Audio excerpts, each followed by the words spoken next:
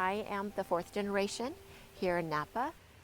I really feel like the cemetery is the anchor to the history here to the valley. George Yount was the first white settler here in the Napa Valley. He came here in 1831, and when he saw this valley, he said it was paradise, and he wanted to live and die here, which he did.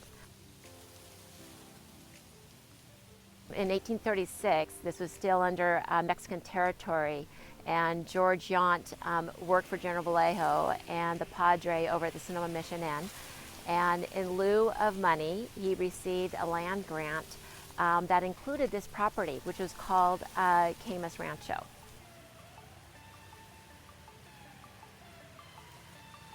Cemetery holds so much history and so much culture. There's actually a burial ground for the Native Americans that also lived here and also worked for George Yount. He hired the local American Indians, Native Americans, and the history says up to 1,000 at one point he employed. There were 5 tribes in the area, and most of them very, very friendly. Matthias and Vandeleur, who you see here, who was the first generation of my family that settled in Yountville back in the 1870s. My father, Lee Hart, became involved with the cemetery in 1865 after his mother and father passed away within a few months of each other. He wanted to make sure that their grave sites were taken care of. And he knew this was such a sacred space, and it carries such amazing history and culture of this valley. You know what I love about the cemetery is that it's true to time. It really hasn't changed since I was a kid. It's not manicured, it's natural.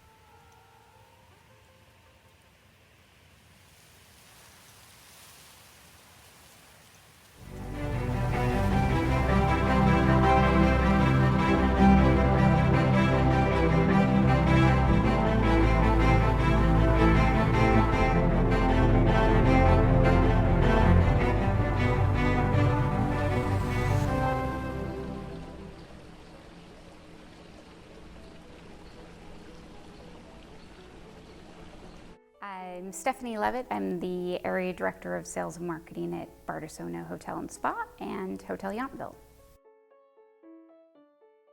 We can teach anyone to serve you a glass of coffee. Anyone can do that.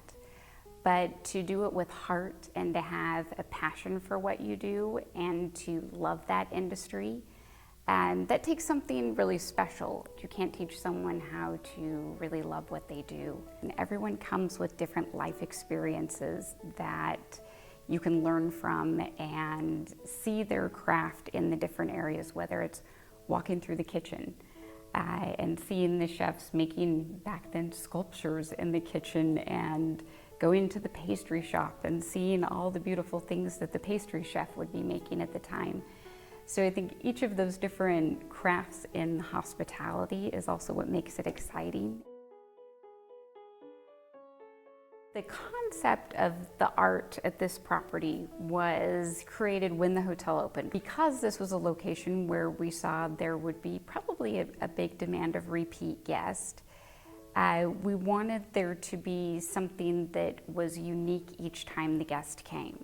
So the unique thing in partnering with Andrea Schwartz Art Gallery is, as all of these pieces are here, they're only here until the piece sells, and then a new one comes in its place, which I have to say, as somebody who works here every day, when we walk around the corner and see a new piece of art, even as employees, everybody's excited to see, oh, what's this art, and what was the concept behind it. Is really interesting to see who reacts to what pieces, the one that is made of rulers. I like to ask guests when we walk past them, do you know what this is made of? And everybody has to go over and look at it and touch and feel it. Or we have an artist that makes beautiful portraits with old newspapers and magazines. And so it's interesting as guests realize, oh wow, these are what these pieces are made of. It makes it exciting, I think, for them to explore the property again and again on each visit, or even walking around during the daytime and saying, oh, I didn't even notice that during the day. So this is the Julian piece that I was telling you about that is one of my favorites here around the property. And what I love about this piece is how as guests see it as they're coming around the corner, it seems just like a solid sculpture, gentleman's head. And as they start moving around it, they see that it's these slices, and they're seeing through to see the pictures behind it. The piece transforms in the night as well as in the daytime. It looks totally different. I'd like to think that I'm an artist in hospitality, that it's something that I'm passionate about, and it is something I love sharing with people, and hope that they can see that same passion and take it into other parts of their life.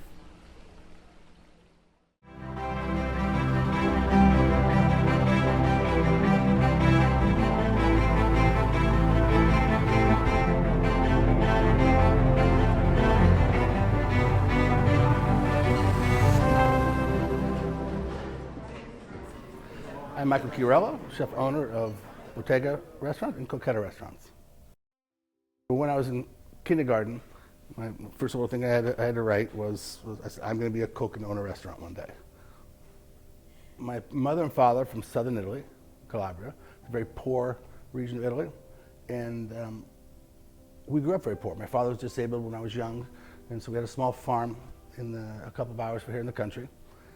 And we lived our life, the celebration of life was through food and the seasons of the food and how it worked, from growing ourselves, from growing, raising animals, foraging, from hunting, fishing, and the preservation of all of that. My mother was my best friend. She was a phenomenal cook, and all of my family were cooks. They were butchers, cheesemakers. Being poor didn't matter. It didn't matter. Our lives were so rich with each other. Making people happy with food, being and appreciating and loving the thought of being a servant to your guests and serving a celebration for them and expressing yourself at the same time is a great gift. It's the only thing in my life that I can do that nobody could touch. Right? To me, in my word, I always say that you earn the right to creativity, you're not born to it. You're not born to it. Always believed that I'm a craftsman. We cook it again and again and again. That's a craftsman, but I think it goes on for infinity. As soon as you're getting close to what you think is perfect, it changes. It's the march toward perfection. As we all say, it's the journey. Yes, there's plenty of art in what we do. There's plenty of craft in what we do. And the combination of the two are what makes it interesting to me.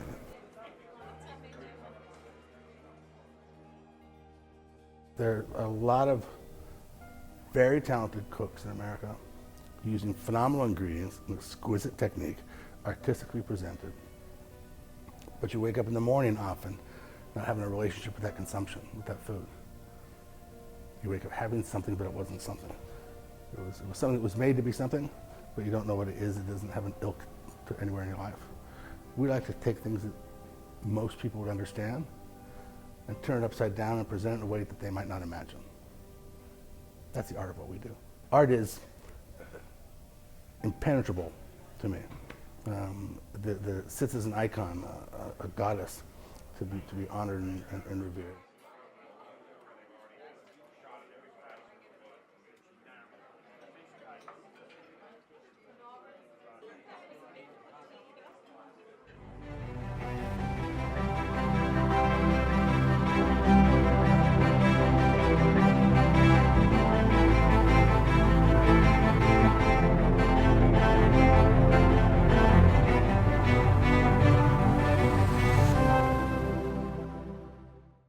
Jean-Charles Boisset, propriétaire de la maison Boisset.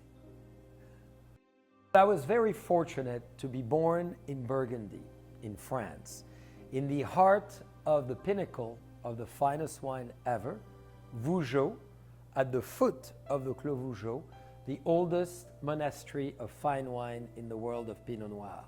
Clos Vougeot is the Grand Cru. My parents started in the living room making wine, so I was very fortunate to be able to make wine since birth. I was meant to be part of the wine world and within the wine world, and the catalyst of creativity within the wine world. I use wine as the catalyst of my creativity, but I embrace design, architecture, jewelry making, fragrance designing, and all of the above to create experiences that go beyond wine. I use wine to be the catalyst of who I am and to bring people together. What I want to create always is to engage you to think differently about where you sit, how you sit, why you're sitting where you sit, and what you feel when you sit. So this is a sofa which is meant to be together. So if we get closer, it's an egg. And I love feathers because I love to fly. I love to escape. I love to wander in another world. So I designed this beautiful egg-shaped sofa. We could sit 4 of us or 2 of us. We could propose right there together. Cheers. I don't want you to be engaged through this wine, through the technical aspect of it. I'm interested into getting your emotion. And this is why this is very unique. Wine allows us to be able to do that because it's a product of civilization. It's one of the oldest alcoholic, naturally made, fermented beverage of all time. For 7,000 years, we've been enjoying wine. Whether it's in India, whether it's in China, whether it's in Japan, whether it's in Africa, whether it is in the Muslim world, the Jewish world, the Catholic world, the Hindu world, or within the world of China and the world of Buddhism and any part of it. So it's a form of philosophy. The key is to be able to fulfill in your mind the dream that you have. Don't think of it, do it.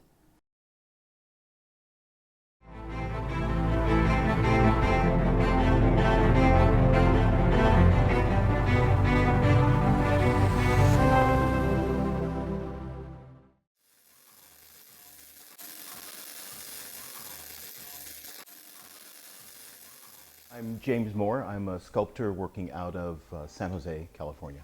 I grew up in the Central Valley of California, a little town called Carruthers, which is near Fresno. Nobody knows or cares where it is, but that's where I made my first art piece. At the point that I made that first piece, I didn't know really that's what I was doing. I was kind of bored one summer and went out to hang out under one of the old trees next to the chicken coop, because every farm has a chicken coop. And I saw this piece of sawed-off branch, and as clearly as I could see your face now, I could see there was a face in there.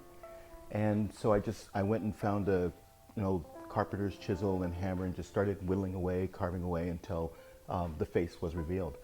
After 5 or 6 hours, that piece was done, and I looked up and just my world had changed. It completely changed the way that I see the world, which is always looking for what's under the surface.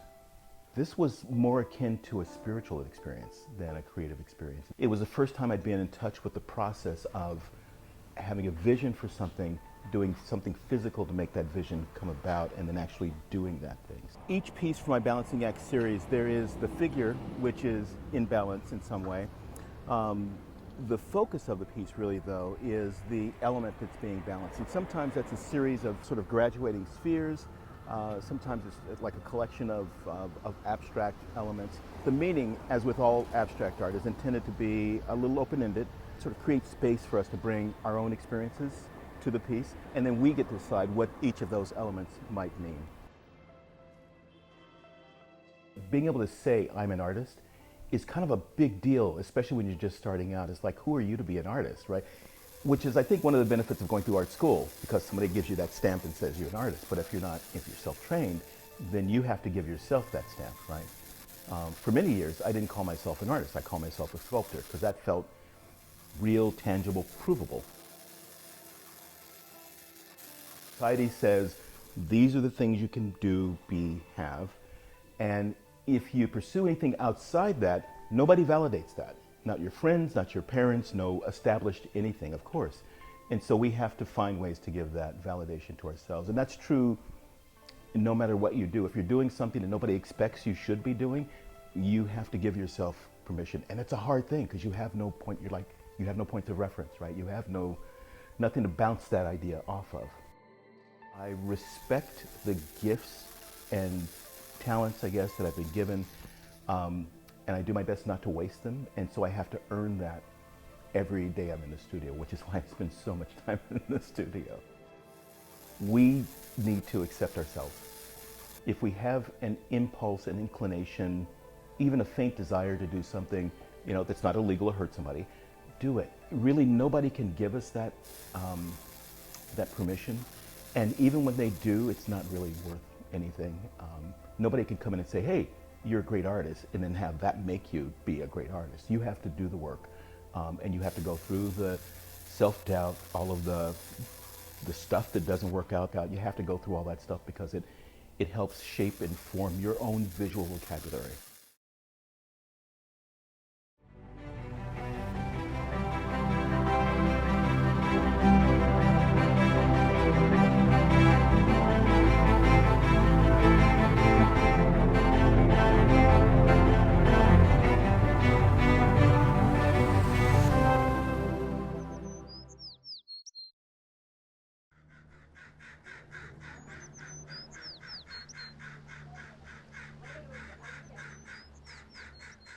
My name is Ivy Zelmer, and I do watercolors. Artist is definitely difficult for me to say because I'm not trained. It just feels like a very uncomfortable space, like I haven't earned it. I've always been creative.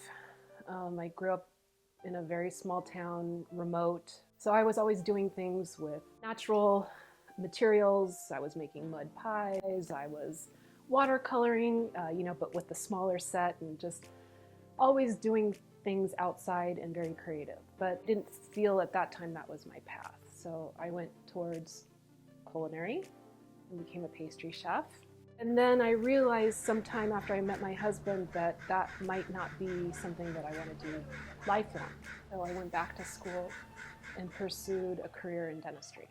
Most of my family is in dentistry, and so it felt like it was kind of a natural part of the conversation, and as they say, the figure of speech, it's in your blood. So I went back and became a dental hygienist.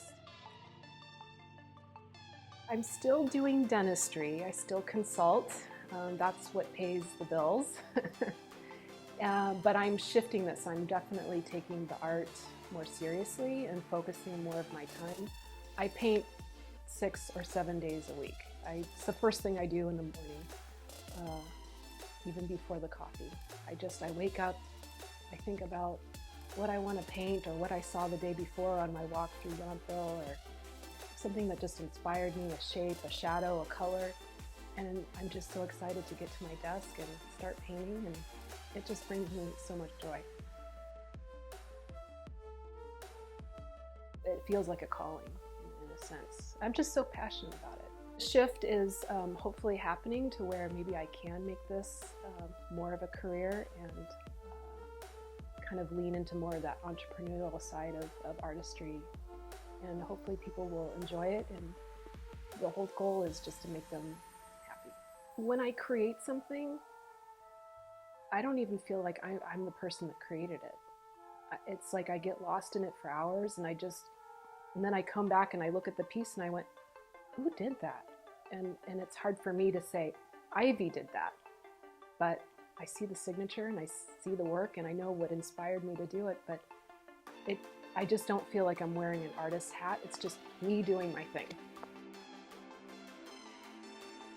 When you maybe take the social pressures of what you're supposed to be or what you're supposed to look like or how you're supposed to act or perform or what the art's supposed to look like, and you just shed that off and you just think about what you want to create, the colors you want to use, the emotion you want to create, and you just go to your purest self, which I think is like your child self. I mean, this is what I was doing when I was a little girl. I was creating stationery, I was painting, and I think I pushed that way, way, way down because I needed to be a professional, and I needed to go to school, and I needed to get my master's, and I needed to achieve. And now I think as I've gotten older, I've just become more comfortable with myself and listening to myself, and then just creating what Ivy wants to create. Life is so precious, especially when we slow down, and there's a creative soul, I think, in all of us.